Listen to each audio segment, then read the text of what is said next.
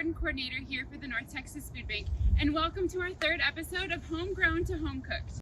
We're going to be learning how to grow Brussel sprouts in your garden, and then we're going to take those Brussel sprouts and make it into a Brussel Sprout salad with a maple vinaigrette dressing. All right, so here we are standing by one of our Brussels sprout beds here at Jan's Garden at the Food Bank, and let's just get us kicked off with a few fun facts. So Brussels sprouts are actually named after Brussels, Belgium. No surprise there, right? It was first cultivated there in the 16th century. And Brussels sprouts are also related to cabbages, broccoli, and cauliflower. So they're gonna have just a few characteristics that are similar there. All right, so let's dive into how we can grow our Brussels sprouts. Brussels sprouts are gonna need full sun to grow. They really like moist but not wet soil conditions. And they grow best in temperatures that are consistently between 60 to 80 degrees. All right, so these Brussels sprouts in this bed right here are transplants that we planted in November. And so they have a long growing season. Brussels sprouts need about 80 to 100 days until they're mature. And when I say mature, I mean when they're ready to actually harvest the sprouts off the plant. So these are still pretty small, but you can see that they do resemble a little bit of a cabbage. And when they do grow, they grow on this really tall stalk, and the sprouts are gonna grow on that stalk, on the stem of the plant. And they're gonna have these little leaves, like you can kind of see here. They're gonna resemble that, but be much bigger. And those are gonna be underneath each sprout. And then at the top, there's gonna be a huge fanning of leaves. So it's a pretty unusual plant, something really great if you wanna start into some edible landscaping and to bring that into your garden for some interest. So the variety that we're growing here in Jan's garden is called Jade Cross. There's many varieties of the Brussels sprouts that you can try, but Jade Cross is known for a few specific characteristics. So the first one is that it matures earlier. So it's still going to take about 95 days to grow until you can harvest the sprouts, but it will mature a little bit earlier than a lot of the other ones. It's also pretty heat tolerant. That means when we're starting our fall and winter garden in about mid to late August, these are going to do a little bit better with that heat. They're also going to grow to be about 2 feet tall. So of course right now they're little babies, but they're going to grow up to be about 2 feet tall. And the sprouts, interestingly enough, actually mature from the bottom up from the stalk. So the most mature ones that you want to harvest are down at the bottom. And then you can just work your way up as you harvest. Okay, so let's talk about how to harvest Brussels sprouts. So like we've been talking about, the sprouts are going to be growing up the stalk of the plant. And as I mentioned, the most mature ones are going to be at the bottom, so you want to start harvesting there. To know that they're mature and ready to be harvested, you want them to be about 1 inch in diameter, and you want them to be a nice bright green color. That's how you're going to know that they're ready for picking. Once you pick off that sprout, if you just want to take that leaf off that was right underneath it, that'll help the plant to continue to grow up and put more energy into creating the Brussels sprouts. Another fun fact about Brussels sprouts, and this is related to harvesting, is that they actually taste better after they have a couple of light frosts. It'll actually sweeten up those Brussels sprouts. So if you're experiencing a frost or there's going to be a couple light frosts, don't worry about it. This is a frost tolerant plant. So that's going to mean that if there's a few mild or light frosts, that your plant is still going to do just fine. It's going to survive and it's still going to produce. So this is what a little Brussels sprout looks like right off of the stalk, and we're going to open it up and see what it looks like inside. You can see all these individual leaves and how it can kind of resemble a cabbage, because cabbages also have layers of leaves. So this is what the outside looks like. You can see all these individual leaves coming off of this main midrib right here. It's pretty amazing, actually. You might want to be careful if there's a hard freeze, and that's going to be whenever the temperatures are 28 degrees and below, and they stay like that for a few hours. Hard freezes are more prone to happen in areas where there are open spaces, but also when there are clear nights. So oftentimes cloud cover will keep in and trap some of that warmth from the earth, but when it's clear, that heat just completely goes away and is lost. So clear nights are also something you want to watch for and possibly cover those crops to make sure that there's as little damage as possible. So one sign of frost or freeze damage on your plant is a purple color on the leaves. Now this obviously is not a Brussels sprout that I'm holding right here, it's a lantana plant, but freeze or frost damage is the same on all plants. It's going to get this purple tinge color. Oftentimes lantanas have really bright green leaves, but oftentimes right after a freeze or frost you're going to see this purple color, and that's what it is. It's going to be freeze damage. Another sign of freeze damage is going to be wilty leaves.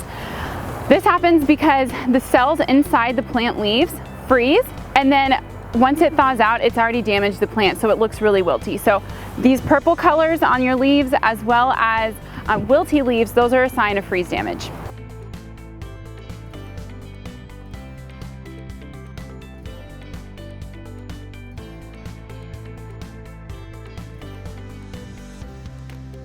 First, we're going to begin with making our maple vinaigrette dressing. So right here we have our olive oil in our vinegar. It's 1/3 cup of vinegar and olive oil. So you're gonna take it here. And then all you're gonna do is take your 1 tablespoon of maple syrup and we're gonna pour it in here. And then you'll take your squeeze of lemon, and this is already cut into a wedge, and you're just gonna squeeze it into your vinaigrette, like so. And then you whisk it together and just make sure it's all combined, like so. And then you can also add your salt and pepper if you like. This is optional. I'm gonna add just a little bit. It's up to you. And a little bit of salt. And then you whisk again.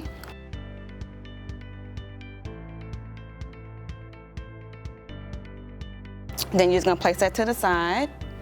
And then now we'll get started with our Brussels sprouts. So we have Brussels sprouts here, our Parmesan cheese, cranberries, and walnuts.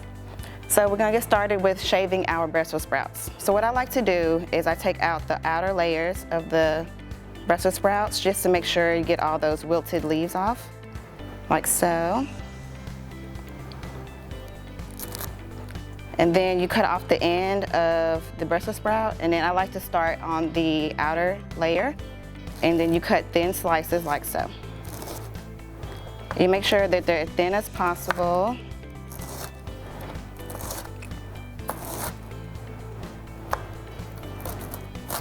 Like that. Then you also want to make sure that you're pulling them apart so they'll be thin pieces like this. Okay. I'm just gonna cut these, cut the ends off and take off the outer layer.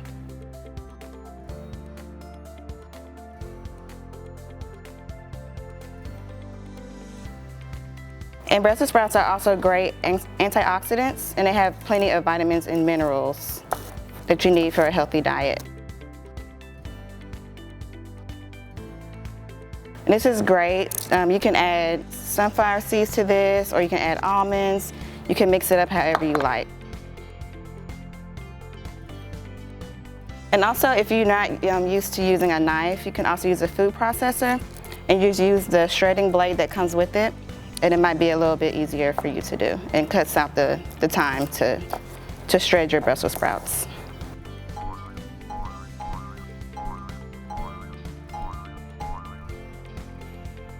So you'll be left with your Brussels sprouts in a thin slice like this. You can pull these apart if you like, or you can keep them whole. It's just up to you. I'm gonna pull some of these apart. And then you will just add them to your bowl. And I have some pre-shaved already.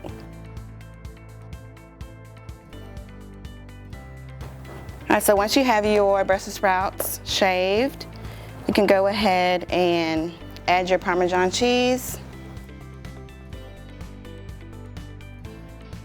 your cranberries, and your walnuts. The walnuts also have a great amount of fiber and antioxidants as well. And then you add your maple vinaigrette dressing and pour it over. And then you'll take your spoon and you'll mix it together.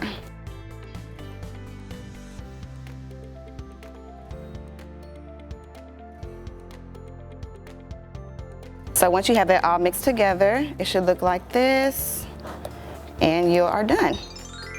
This recipe is great for a side salad, or you can use it for lunch or dinner. And it's a great savory or sweet taste to it and a nice crunch.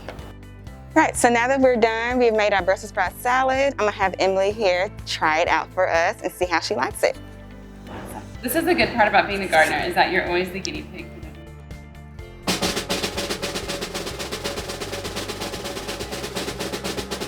This was a win. I've had a couple Brussels sprout recipes, and they weren't that great. This is delicious, and I love maple syrup, so I'd probably joust this.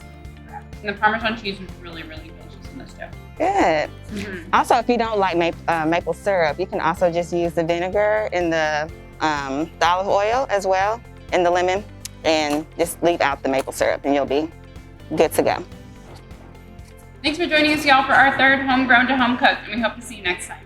Thank you.